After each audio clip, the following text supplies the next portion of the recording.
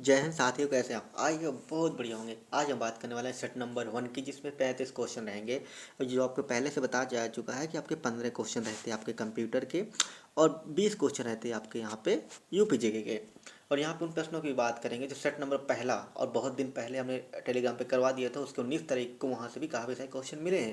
या तो कंप्यूटर में देखो, DPI फुल फॉर्म होता है। हमारे पास इतना टाइम नहीं होता कि हम स्क्रीन शॉट लगा के आपको दिखाएं, लेकिन आपका यदि आप पूरे सेट लगाते हैं, जितने सेट हुए हैं या फिर जो भी क्यूज आप जहीं से जुड़े हैं, तो आपके लिए बेहतरीन रहा होगा। जिन्होंने पढ़ा है उसके लिए बेहतर है, जिन्होंने बैच से जुड़े थे उनके लिए भी काफ़ी अच्छा है।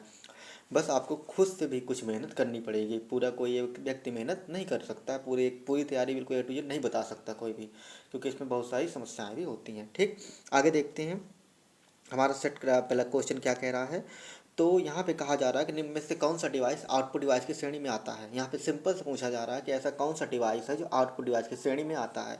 बस आपको यहाँ से समझना है कि कौन सा आउटपुट। यहाँ पे सेम क्वेश्चन नहीं मिलेगा, लेकिन ऐसा कुछ क्वेश्चन आपको मिल जाएगा कि इनमें से कौन सा आउटपुट डिवाइस नहीं है तो आप इनसे समझ के कुछ ना कुछ कर सकते हैं। जैसे यहाँ पे कहा जा रहा है कि आउटपुट श्रेणी में नहीं आता है, ये श्रेणी में आता है। यहाँ पे कह रहा आता है, तो प्रिंटर, प्रोजेक्टर, माउस। तो यहाँ पे प्रिंटर प्रोजेक्टर तो आते हैं, बट माउस नहीं आता। माउस इज इनपुट डिवाइस, तो ये वाला रॉन्ग हो जाएगा। ठीक, प्लॉटर, जॉयस्टिक और track ball. Plotter is output device, but joystick and track ball is input device, तो ये भी आपका रॉन्ग हो जाएगा ना। ठीक है, फिर आता है कैमरा, मॉनिटर और टच पेन।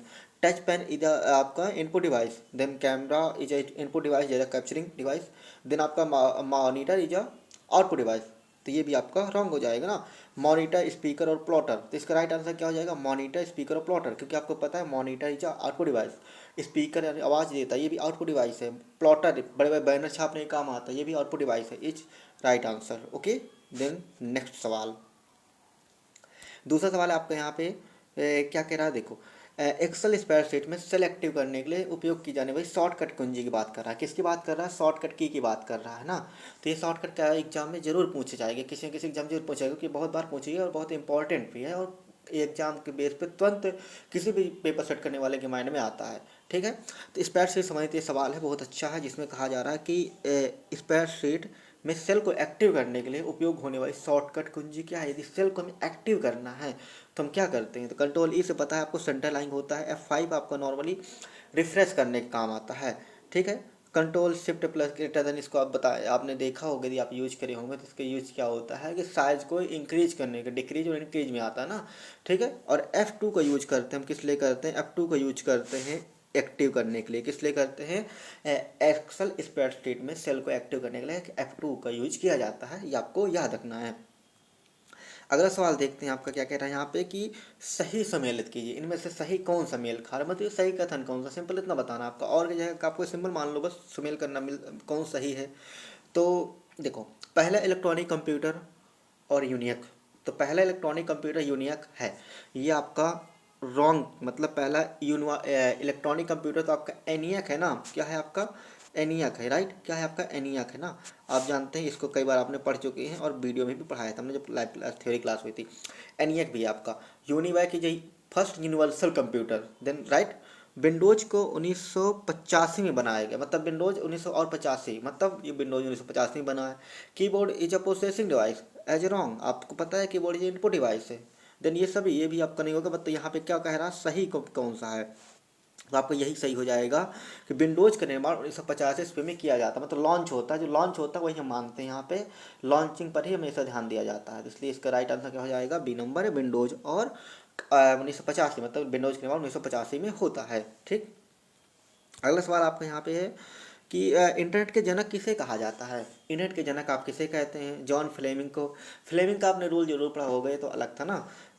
और आपको यहाँ पे Tim Berners Lee. Tim Berners Lee को क्या कहते हैं? इंटरनेट का जनक कहते हैं? नहीं, इंटरनेट के जनक ये टिम बर्नर्स ली जो आपके ना, आपने नाम सुना होगा WW, आपने नाम जरूर सुना होगा WW का। ये आपका जो है ना, यही आपका क्या होता है? World wide web. इसका निर्माण किया था टिम बर्नर्स ली ने। कब किया था? 1990 में। कहीं कहीं आपको 89 91 मिलता है, जिसमें मतलब 1990 89 के आसपास है, लेकिन एक्चुअलिटी डेट 1990 आ जाती है। ठीक है, और टिम बर्नर्स ली ने इसका निर्माण किया था। ओके, देन बिंडसल्फ को कहते हैं इंटरनेट का जनक, कहते हैं। क्या कहते हैं? इंटरनेट के जनक बिंडसल्फ को कहते हैं। इन्होंने 1950 में किया था। कब किया था? 1950 में। 50 के आसपास इंटरनेट के सहायता से पैकेट के द्वारा डाटा को क्या किया था, इसने भेजा था 1950 में। कब भेजा था? 1950 ईस्वी में इंटरनेट पैकेट्स के द्वारा डाटा को एक कंप्यूटर को दूसरे कंप्यूटर कनेक्ट किया था। बस इतना समझना है आपको, कनेक्ट किया था, वही इन्होंने पहला विंडसर्फ ने किया था, इसलिए इनको इंटरनेट का जनक कहा जाता है। एलन ट्यूरिंग को कहीं कहीं आपको पढ़ने में मिलता होगा गेम थ्योरी के अकॉर्डिंग, बट देन इनको कहा जाता है आधुनिक कंप्यूटर, मॉडर्न कंप्यूटर के जनक कहा जाता है एलन ट्यूरिंग को। ओके, और कहीं कहीं जॉन वन न्यूमन को भी आता, तो ये दोनों चीज़ें एक दूसरे कन्फ्यूजन में है। इनमें से एक ही ऑप्शन में रहेगा, तो दोनों में से एक को आपको क्लिक करना पड़ेगा। First as Alan Turing, then आपको second John von Neumann as a modern computer as of fathers है। ओके, देन अगला सवाल आपका यहाँ पे निम्न में से कौन सा मॉनिटर से संबंधित है? मतलब यहाँ पे कहा जा रहा है कि मॉनिटर संबंधित नहीं है, मतलब यहाँ पे नहीं की बात कर रहा है ना। इनमें से कौन सा मॉनिटर से संबंधित नहीं है, ये बताना है आपको। ठीक है, तो इसमें मॉनिटर से कौन सा संबंधित नहीं है? देखो, स्क्रीन रेजुलेशन, राइट, आपको जो क्वालिटी दिखाई देता है ना, आपको स्क्रीन मॉनिटर या मोबाइल पे जो भी क्वालिटी में देखना चाहते हो ना, कितने पिक्सल में देखना चाहते हो, छोटे छोटे पॉइंट पिक्सल हो गया, पिक्सल के मल्टीप्लाई को यानी हॉरिजॉन्टल वर्टिकल पिक्सल के, यानी आपको ऐसे स्क्रीन हो गया, ये स्क्रीन हो गया, इसके आपका हॉरिजॉन्टल और वर्टिकल इन पिक्सल के मल्टीप्लाई को क्या बोलते हैं? रेजुलेशन बोलते हैं। क्या बोलते हैं? रेजुलेशन बोलते हैं। अब इस रेजुलेशन को आप देखते हो ना मोबाइल में, जैसे वीडियो देखते हो 444 144 से 240 हो गया, 360 हो गया, 480, ये पिक्सल में देखते हो, तो ये पिक्सल बढ़ाता है, जिससे आपकी क्वालिटी बहुत अच्छी हो जाती है। जितने अच्छे पिक्सल होगा उतने अच्छे मॉनिटर में आपको डिस्प्ले होगा। ठीक है, डॉट पर इंच क्या होता है? ये आपका यूज होता है किससे? मॉनिटर, सॉरी, प्रिंटर में यूज होता है। और ये क्वेश्चन पूछा गया था, DPI का फुल फॉर्म डॉट पर इंच, अभी पूछा गया था ना। तो ये डॉट पर इंच क्या होता है? प्रिंटर में होता है। ये प्रिंटर की क्वालिटी बताता है प्रिंटर में कितनी अच्छी क्वालिटी, जितने डॉट होंगे उतनी अच्छी प्रिंटिंग क्वालिटी आपकी अच्छी होगी। तो डॉट पर इंच मतलब प्रिंटर संबंधित है, और पिक्सल आपका मॉनिटर संबंधित है। थिन फिल्म ट्रांजिस्टर, अब यहाँ से क्या देखो, थिन फिल्म ट्रांजिस्टर भी मॉनिटर संबंधित है। ये जो आपका थिन फिल्म ट्रांजिस्टर है, TFT इसको शॉर्ट में बोलते हैं, TFT। और ये TFT जो होता है, ये आपका LED का, लाइट इमिटर डायोड का एक भाग होता है, मतलब लाइट इमिटर एक प्रकार कह सकते हो, मॉडरेट रूप हो जाता है, बड़ा तो ये अच्छा बना हुआ रूप हो जाता है थिन फिल्म ट्रांजिस्टर। इसकी स्क्रीन पतली होती है। तो तीन तो मॉनिटर संबंधित है, लेकिन आपका डॉट पर आप किससे संबंधित है? प्रिंटर संबंधित है। इसका राइट आंसर क्या हो जाएगा? प्रिंटर हो जाएगा। ओके, ठीक है, अगला सवाल देखते हैं। यहाँ पे कहा जा रहा है कि कंप्यूटर की पांचवी पीढ़ी की विशेषता में से इन कथनों पर विचार करें। तो यहाँ से कह रहा है कि कंप्यूटर की जो पांचवी पीढ़ी थी उसको ध्यान में रखते हुए इन कथनों को आपको देखना कौन सा कथन पांचवी पीढ़ी संबंधित है। AI और वॉइस रिकॉग्निशन का उपयोग पांचवी पीढ़ी में हुआ, बात सही है, पहला ऑप्शन आपका राइट है। ऑप्टिक डिस्क का उपयोग, ये भी बात सही है, आपका ऑप्टिक डिस्क स्क्वायर डिवाइस में आपका रूप हो रहा है पांचवी पीढ़ी मतलब वर्तमान पीढ़ी में। IBM का निर्माण आपका कब होता है? ये तो वैसे देखो हार्मन होलिथ की कंपनी होती है, टैबलेटिंग मशीन कंपनी, मतलब हार्मन होलिथ की कंपनी होती है। और उस कंपनी में टैबलेटिंग मशीन कंपनी जैसे होती है ना, वहाँ पे, तो वहाँ पे क्या करते हैं, उसी का नाम 1924 में क्या करा जाता है? 1924 में IBM रख दिया जाता है, उसका नाम, उस कंपनी का नाम IBM रख दिया जाता है 1924 में। ये पांचवी पीढ़ी से संबंधित नहीं होगी, क्योंकि 1940 से आपको पहले पीढ़ी शुरू होती है, राइट। ये पहले की हो जाएगी, पहली पीढ़ी के पास की पहले की हो जाएगी ना। तो IBM का फुल फॉर्म क्या होता है? International business machine. क्या होता है? International business machine. तो इसका राइट आंसर क्या हो जाएगा? यहाँ पे कथनों पर विचार करें तो केवल दो, इसका राइट आंसर केवल दो, ये तीनों केवल एक। अब इस पर आपको ध्यान देना कि इसमें कह रहा है कि विशेषता क्या है, इन कथनों पर विचार करें। तो विशेषता केवल AB है ना, केवल AB है ना। तो यहाँ पे देखो, यहाँ पे IBM का निर्माण, तो इसकी विशेषता तो है नहीं है। ठीक है, अभी बताया आपको पांचवी पीढ़ी तो आपकी अभी की है जो चल रही है, 1990 की बात की, 1924 में IBM का निर्माण किया जाता है। इसका राइट आंसर केवल दो हो जाएगा ना। क्या हो जाएगा इसका राइट आंसर? केवल दो हो जाएगा। स्पेशली देखा जाए तो केवल दो हो जाएगा। केवल दो का मतलब यहाँ पे इस प्रकार से है कि A और B दो, मतलब क्या है? A और B के अकॉर्डिंग दो पर है। ये थोड़ी आपको ध्यान रखना पड़ेगा, प्रश्नों को समझना, प्रश्नों के ऑप्शन को समझना बहुत जरूरी है, क्योंकि इस प्रकार से हमने कई जगह ऐसे ऑप्शन रखे हैं जो कि आपको समझ में आए, क्योंकि कैसे क्वेश्चन घुमाता है वो अभी आपको समझ में आना चाहिए। ठीक, अगला सवाल देखते हैं आपका। इंटरनेट के लिए किस उपकरण की आवश्यकता होती है? तो इंटरनेट के लिए आपको पता है कि क्या की चीज़ हमें ज़रूरी है? डेस्कटॉप मतलब कंप्यूटर होना ज़रूरी है, बात सही है। और desktop is a 2 times same option, right. तो ये एक बार इंग्लिश में हो गया, एक बार हिंदी में हो गया, कोई बात नहीं, ये तो हो रहेगा ही। ब्राउजर, इट्स साइट, हमें इंटरनेट की आवश्यकता होती है, इन सभी की होती है ना। किसकी होती है? इन सभी को होती है। वैसे आप देखेंगे इंटरनेट का उपयोग करने के लिए हम इन सभी का उपयोग करते हैं ना। डेस्कटॉप मतलब हमारे पास कंप्यूटर या मोबाइल होना चाहिए, ब्राउजर होना चाहिए, हम इंटरनेट का उपयोग अच्छे से कर पाएंगे, नहीं सर्चिंग कहाँ करेंगे ना। ठीक, अगला सवाल आपका, कंप्यूटर की भाषा में यूएसबी का पूरा नाम क्या है? अब देखिए कितना प्यारा सवाल है, शायद पूछा भी गया ना एग्जाम में भी, पूछा गया था, मैं याद नहीं किस दिन के एग्जाम में, लेकिन पूछा गया था। तो कंप्यूटर की भाषा में यूएसबी का पूरा नाम क्या है? तो यूएसबी का पूरा नाम क्या होता है? यूनिवर्सल सीरियल बस होता है। क्या होता है? यूनिवर्सल सीरियल बस होता है। जो राइट आंसर आपका ये वाला हो जाएगा, ठीक है, यूनिवर्सल सीरियल बस। ठीक, अगला सवाल देखते हैं। कंप्यूटर, आपके यहाँ पे देखते हैं अगला सवाल क्या कह रहा है। कंप्यूटर के अंतर्गत कंप्यूटर क्षेत्र में इंटरफेस का क्या मतलब होता है? इंटरफेस हमने बहुत अच्छे बताया। इंटरफेस का मतलब क्या होता है, देखो समझो। जब किसी चीज़ जैसे किसी किसी आमने सामने, इंटरफेस मतलब आमने सामने, जब कंप्यूटर आपके बीच किसी अन्य चीज़ को आमने सामने करवाता है उसको बोलते हैं इंटरफेस। जैसे आपको किसी एप्लीकेशन से जुड़ना है, तो आप जैसे किसी वीडियो कॉल बात करना है, तो कौन इंटरफेस का काम कर रहा है? व्हाट्सअप कर रहा है ना, व्हाट्सअप से आप इंटरफेस हो पा रहे हो, उससे कनेक्ट हो पा रहे हो ना। ऐसे मोबाइल हो गया, इंटरफेस कर रहा है, ठीक। तो कंप्यूटर के क्षेत्र में इंटरफेस का मतलब क्या होता है? हार्डवेयर के साथ सॉफ्टवेयर को कनेक्ट करना। देन आपकी राइट आंसर क्या हो जाएगा? हार्डवेयर के साथ सॉफ्टवेयर को कनेक्ट करना आपका क्या होता है? यहाँ पे सिंपल सा आपको हो जाएगा इंटरफेस का मतलब, ठीक। आगे बढ़ते हैं, ज़्यादा टाइम नहीं लेंगे आपका। बायोमेट्रिक डिवाइस का उपयोग किस लिए किया जाता है? अभी आपको ये बताना है कि बायोमेट्रिक डिवाइस का उपयोग किस लिए किया जाता है। डाटा स्टोरेज के लिए किया जाता है, या फिर आपको यहाँ पे देखो बायोमेट्रिक की बात कर रहा है, तो बायोमेट्रिक डिवाइस का उपयोग किस लिए किया जाता है आपको पता होना चाहिए। किस लिए करते हैं? डाटा स्टोरेज के लिए, डाटा प्रोसेसिंग के लिए, गेमिंग के लिए, या पहचान सत्यापन के लिए। तो आप जब भी कभी एग्जाम देने जाते हो तो आप यदि फिंगर वेरिफिकेशन होता है ना, अंगूठा लगाते हो या फिंगर लगाते हो कोई, तो वो क्या होता है? पहचान सत्यापन होता है आपका। आपका जो पहचान होती है उसको सत्यापित किया जाता है, वेरिफिकेशन होता है कि हाँ आप ही पेपर देने आए, कोई दूसरा तो नहीं आ गया। तो इसका बायोमेट्रिक क्या होता है? इसका राइट आंसर क्या होगा आपका? पहचान सत्यापन करने के लिए, ठीक। अगला देखते हैं, अगला सवाल आपका यहाँ पे। अगला सवाल कह रहा है कि ई गवर्नेंस का उदाहरण नहीं है, मतलब यहाँ पे पूछ रहा है कि कौन सा ई गवर्नेंस का उदाहरण है, ऐसा बोल रहा है। तो ई गवर्नेंस का उदाहरण है कौन सा है यहाँ पे? शामन, आधार कार्ड सेवा, पासपोर्ट सेवा। तो देखो ये तीनों चीज़ें ई गवर्नेंस की उदाहरण हो जाएंगी। क्या हो जाएंगे? पासपोर्ट सेवा भी आपका मतलब सरकारी तौर पर आपको एक कनेक्टिविटी मिलती है, कहीं आपको इधर उधर परेशान नहीं पड़ता, आपके पास पासपोर्ट बन जाता है, आप आज एक दूसरे देश से दूसरे देश जा सकते हो। आधार कार्ड सेवा हो जाती है, पूरे देश में कहीं भी ट्रेवल कर सकते हो, कोई दिक्कत नहीं है आपको, ठीक है। तो इसका राइट आंसर क्या हो जाएगा? ये सभी हो जाएंगे, मतलब ये भी होता है, ये भी होता है, ये भी होता है, तीनों चीज़ें ई गवर्नेंस के अंतर्गत आती हैं, ठीक। अगला सवाल आपका यहाँ पे, कृत्रिम बुद्धिमत्ता में ट्यूरिंग टेस्ट का क्या उद्देश्य है? अब आपसे पूछ रहा कृत्रिम बुद्धिमत्ता में, तो यानी कृत्रिम बुद्धिमत्ता एआई में ट्यूरिंग टेस्ट का क्या उद्देश्य है? मानव मस्तिष्क की तुलना, संचार प्रणाली का परीक्षण करना, या फिर आपका मशीन की बुद्धिमत्ता की जांच करना, ये सभी। अब काफ़ी बच्चों ने क्या किया होगा, ये सभी को क्लिक कर दिया होगा, ठीक है। क्योंकि इसमें से जहाँ आप लोग के दिमाग में ऐसा होता है जहाँ ये सभी लिखा हो, मतलब ये पूरा ऑल ऑफ दिस लिखा हो, मतलब सभी आंसर सही होंगे, हर बार सही नहीं होते हैं। थोड़ी यूज और माइंड। देन आपको यहाँ पे देखना कि मानव मस्तिष्क की तुलना करना, रॉन्ग। मतलब यहाँ पे मानव मस्तिष्क की तुलना करना कृत्रिम बुद्धिमत्ता में ट्यूरिंग टेस्ट का मतलब नहीं होता। यहाँ पे ट्यूरिंग टेस्ट की बात कर रहा है। संचार प्रणाली को परीक्षण करना नहीं होता आपका ये भी। मानव मस्तिष्क की बुद्धिमत्ता की जांच करना, ट्यूरिंग टेस्ट मतलब जांच करना होता है, आपको टेस्ट में परीक्षण करना भी, यहाँ पे कंफ्यूज हो सकते हैं। लेकिन आपका मानव की बुद्धिमत्ता की जाँच, मशीन बुद्धिमत्ता की जाँच करना क्या होता है? कृत्रिम बुद्धिमत्ता में ट्यूरिंग टेस्ट कहलाता है। तो राइट आंसर क्या हो जाएगा आपका? सी नंबर हो जाएगा, ठीक। अगला सवाल देखते हैं आपका यहाँ पे, बिग डाटा का वैरिटी घटक क्या कहलाता है? बिग डाटा का वैरिटी घटक, ये आपने जैसे एक मिनी बुक भी दी थी, उसमें भी आप देख सकते हैं, इसका उत्तर आपको आसानी से मिल जाएगा। तो देखो बिग डाटा में वैरिटी का पूछ रहा है, मतलब वैरायटी पूछते हैं ना, वैरायटी जैसे आप लोग बहुत सारी सुनते होंगे, वैरायटी, या फिर बनावट कैसा है, स्वरूप कैसा है ना। तो इसका मतलब क्या हो जाएगा? स्वरूप, डेटा का स्वरूप। बिग डाटा में वैरायटी मतलब क्या होता है? डेटा का स्वरूप होता है। स्मार्टफोन में कौन सा इनपुट डिवाइस होता है?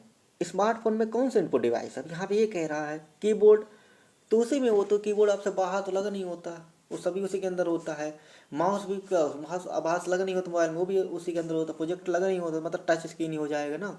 क्या हो जाएगा? कितना प्यारा सवाल था, बताओ। Touch screen.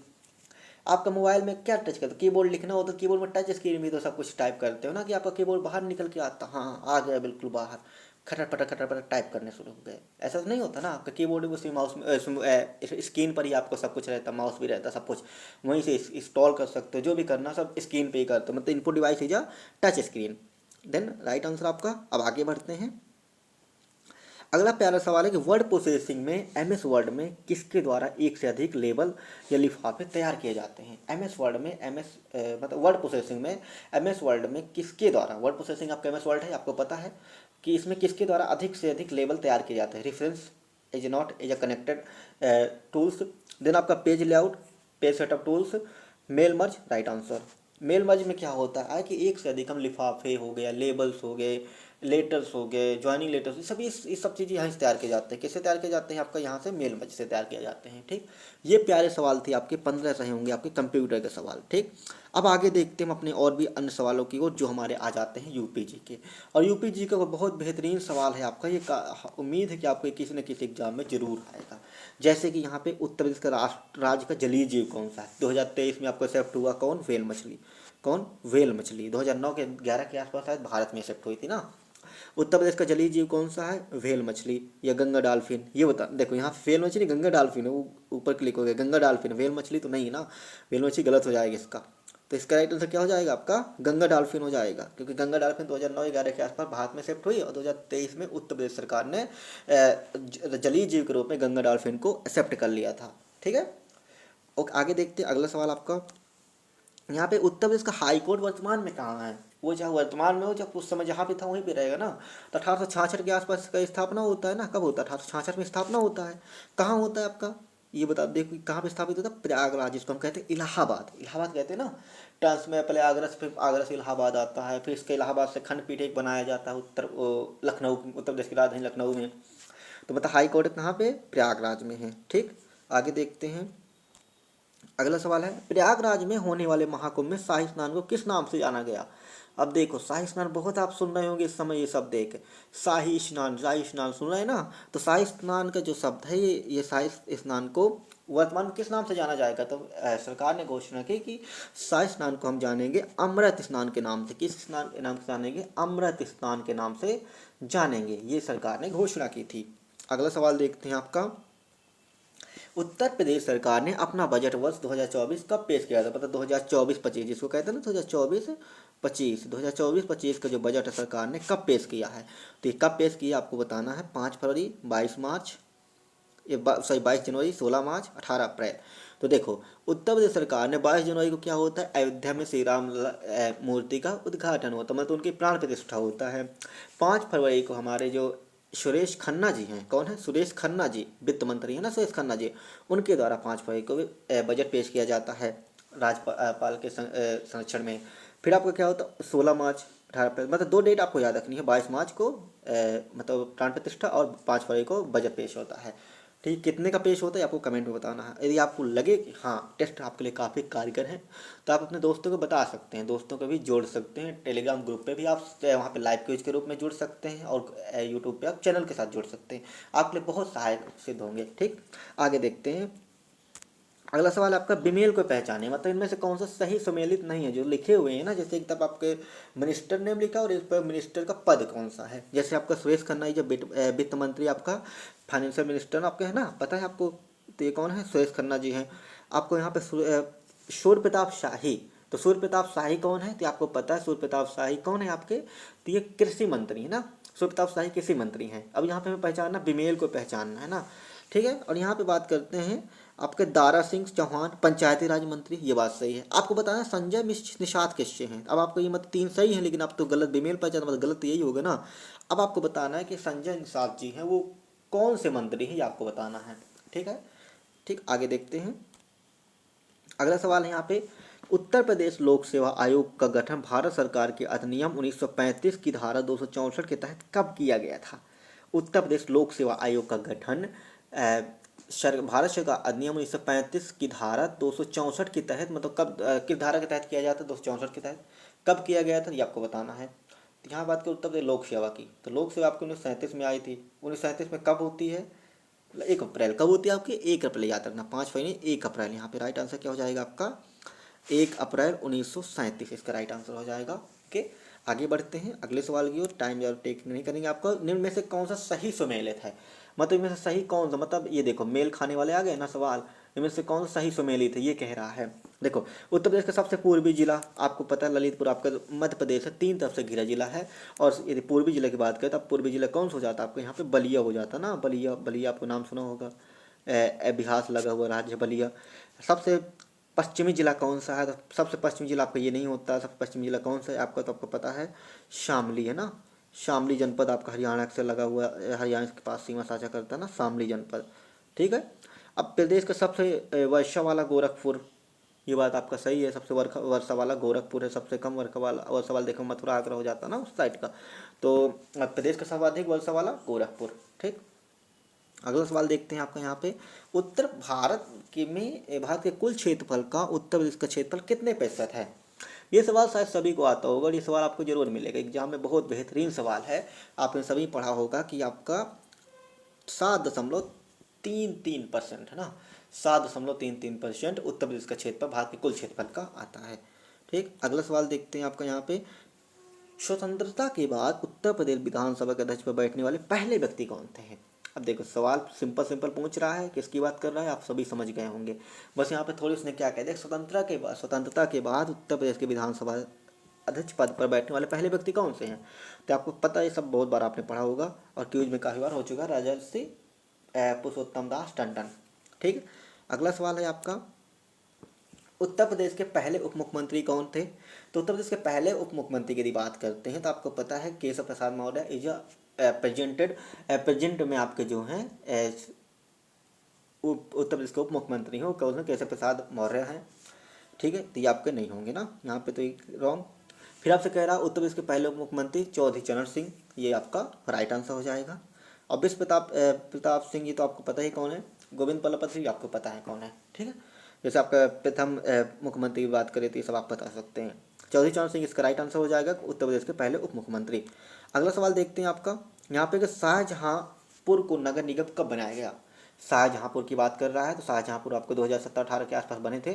तो शाहजहांपुर को कब बनाया गया था, 2018 में बनाया गया था, ठीक। कब बनाया गया था, 2018 में बनाया जाता शाहजहांपुर को। और मथुरा वृंदावन को शायद 2017 में बनाया जाता है, आप सभी को देखा होगा, पढ़ा होगा कई बार। अगला सवाल देखते हैं आपको, उत्तर प्रदेश विधानसभा के वर्तमान अध्यक्ष कौन है। कुछ सवाल सीधे सीधे A to Z हैं जो आपसे शायद पूछ सकते हैं, इसलिए ये डायरेक्ट सवाल के तौर पर है। तो उत्तर प्रदेश विधानसभा के वर्तमान अध्यक्ष कौन है, कुंवर मानवेंद्र सिंह, सतीश महाना। और ये सवाल शायद अभी हमने शायद देखा था पेपर, तो उसमें आया भी है ये सवाल, कौन है, सतीश महाना। इसका आपने शायद सभी ने कर लिया होगा, ये बहुत दिन पहले का टेस्ट हुआ था आपका, समथिंग बहुत दिन हो गए, तो 4-6 दिन हो गए होंगे, 10 दिन भी हो सकते हैं। उत्तर प्रदेश विधानसभा के वर्तमान अध्यक्ष कौन थे, सतीश महाना थे। और आपको पता है कि आनंदीबेन पटेल राज्यपाल हैं, योगी आदित्यनाथ जी मुख्यमंत्री हैं, ठीक है। आगे देखते हैं आपको बताना कुंवर मानवेंद्र सिंह कौन है, ये आपको सभी आपको पढ़ा जरूर होगा, बता सकते हैं आप। उत्तर प्रदेश का 75वां जिला किसे बनाया गया था। अभी आपका 76वां जिला प्रयागराज का जो एरिया आता है उसको 76वां जिला बना दिया गया है।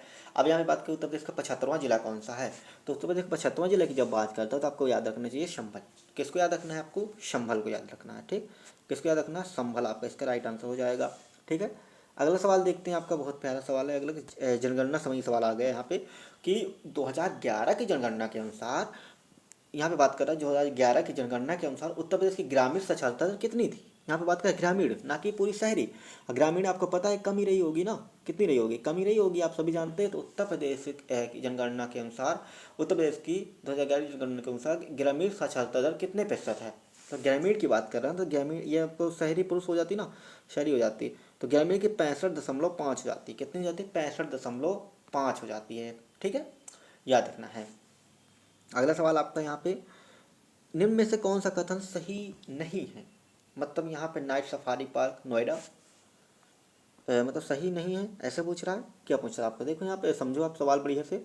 निम्न में से कौन सा कथन सही नहीं है, मतलब यहाँ पे देखते हैं, night safari park Lucknow, right answer आपका, यहाँ पे नहीं पूछ रहा है ना, तो आपका right. Line safari park Chambal अभ्यारण्य इटावा, ये भी आपका राइट हो जाएगा, ठीक है।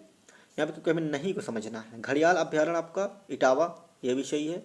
मयूर संरक्षण केंद्र आपका झांसी, मयूर संरक्षण केंद्र आपका मथुरा में होगा ना, क्योंकि मयूर तो वहाँ पाए जाते हैं, मोर मतलब वहाँ पाया जाता है, तो मथुरा में होगा, तो ये तो आपको राइट रॉन्ग हो जाएगा। तो बताइए हमारा राइट आंसर क्या हो जाएगा, मयूर संरक्षण केंद्र झांसी में नहीं बल्कि मथुरा में होता है, मथुरा वृंदावन की बात कर रहा है ना, ठीक। अगला सवाल आपका यहाँ पे, उत्तर प्रदेश का पहला हिंदी पत्र बनारस कब आया था? उत्तर प्रदेश का पहला हिंदी पत्र बनारस कब शुरू हुआ था? 45 में शुरू हुए थे, क्योंकि 45 में आपका ये बनारस आता है शायद। हाँ, बनारस आता है आपका 45 में, और 46 में आपका आता है उर्दू वाला आ जाता है ना, उर्दू वाला आपका पार आ जाता है। ठीक है, अगला सवाल देखते हैं आपका यहाँ पे, उत्तर प्रदेश वह जिला कौन सा है जो सर्वाधिक वन आच्छादित क्षेत्रफल की दृष्टि से यूपी में पहले नंबर पर आता है? तो आपको सबको पता है क्षेत्रफल की दृष्टि से लखीमपुर पहले नंबर पे, और ये भी सवाल आया भी था ना उसमें। और बलिया आपका किस में आता है? पूर्वी जिला, सोनभद्र दक्षिणी जिला, भदोही सबसे कम।